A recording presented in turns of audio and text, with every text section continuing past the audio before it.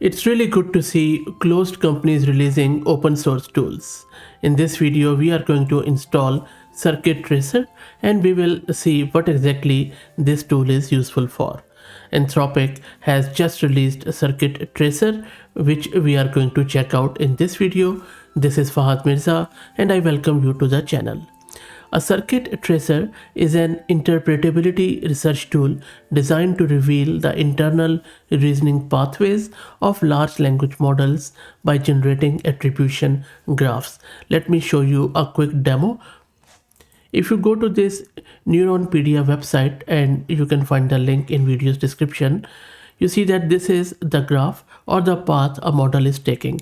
You can select multiple paths from here. This is mainly based on Google's Gemma model, which is interesting that Anthropic is not using their own model, rather they are using Google's model. Let me also make it slightly bigger. So this is sort of an attribution graph it has generated.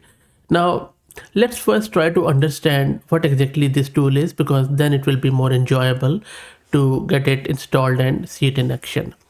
As I said, it's a research tool to show the internal reasoning pathways of LLMs by generating attribution graphs. These graphs map out how different components within a neural network, including transcoder feature, error nodes, and input tokens, influence each other and contribute to model's final output. Let's, for example, go with another one, Gemma cat hat. So essentially what it is doing, it is tracing the computational circuits that connect inputs to output, showing the step-by-step internal process the model uses to arrive at its decisions. This tool is particularly useful for AI safety and interpretability research because it addresses a critical gap.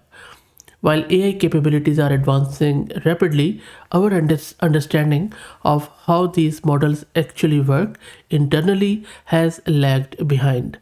The circuit tracer enables researchers to visualize and analyze model behavior, test hypotheses by modifying specific features and observing changes in output, and identify interesting patterns like multi-step reasoning process. And we have seen that in various sort of models which we have tried out locally on our channel. And by making these tools open source through platforms like Neuronpedia, I think Anthropic is doing good, and they are at least trying to democratize interpretability research that allows the broader community to study model behavior, discover new circuits, and potentially identify both beneficial and problematic reasoning patterns that could inform AI safety efforts. So let me take you to my Google Colab. From here, let's select the runtime as change runtime, T4 GPU, and save. Let's first quickly start the installation. So I'm just making some repositories and then downloading them from GitHub. It's a free Google Colab, which you can also get from colab.google.com after signing up with your Gmail account. While it does that, let me quickly introduce you to the sponsors of the video, who are Metrics. Metrics lets you create a realistic world simulator where you can run repeated simulations as A/B tests for your marketing captions that allows marketers to test different angles and strategies. So the repos are created. Let's go down, and we need to also put in our Hugging Face token. So let me grab my read token from Hugging Face, which is a free token.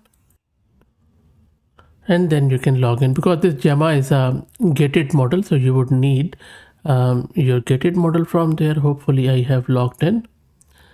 Okay, so what it is saying here, and you can ignore that warning, and you can see that I'm then downloading the model. It's a very small model. The model is now downloaded, as you can see. Next up, we need to grab some sample data from Neuronpedia. So let's do that. That's done. It's a very small scale one. Next up, what we are going to do, we are going to create a representation of the circuit being used. And for that, of course, we would need some supernode objects, and then where we are going to store a list of underlying features as well as children supernodes, so that they have a causal effect on. And once that's done, we can initialize our graph by simply giving it any prompt of your choice. For example, because the data is related to Dallas, so that is from Neuron PD, as you can see, Dallas Austin. So that is what I'm asking it about, this prompt, that the capital of state containing Dallas is this. So it has created all the nodes, and activation fraction is also there. So from there we can just grab the raw outputs, or the logits as we call them, and then you can also create the graph out of it, something like this. So you see, this is how it is plotting that these are the internal workings of this model, and this is a whole circuit, and this is consistent with the super nodes we created when visualizing the full graph, as I showed you here in this one. So I'm not sure if I quickly check that. If I narrow down to Dallas one, this is the one. So it is loading all of these 697 nodes. I just grabbed few of them just to show you how exactly this works. So these are the whole graphs. And by the way, you can create your own graphs by just giving it some of the information of your own. So pretty interesting, I would say. Now you can also, grab some interventions and then create another graph, something like that. If I'm just going to give you a sample code from their notebook, and don't worry, I'm going to give you the link to this notebook. So this is how you can sort of create a super node. From that super node you can display it like this, and Anthropic has provided all the code. So this is the one which I was talking about. So what we have done here, we have turned off, say, a capital feature, and supernode has just shut it off, and the model stop logit has changed to Texas. So this is how you can use it. For example, if you just want to turn off the capital supernode, how would you do that? You would just grab it and then pass it like this. Primarily we are controlling how the internal workings of models are working. Similarly, you can also turn off maybe Texas supernode if you like, something like this. There you go. So only that supernode has been turned off. You can also turn off the state supernode, and then you can check out the behavior of the model, what is the top output for this prompt. So you see, if for the above one where we have turned off Texas, the outputs are these. Where we have turned off the state, the output has changed.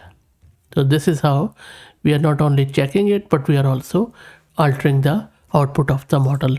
So pretty interesting, I would say. I mean, it's always fascinating to look under the hood. Let me know, what do you think?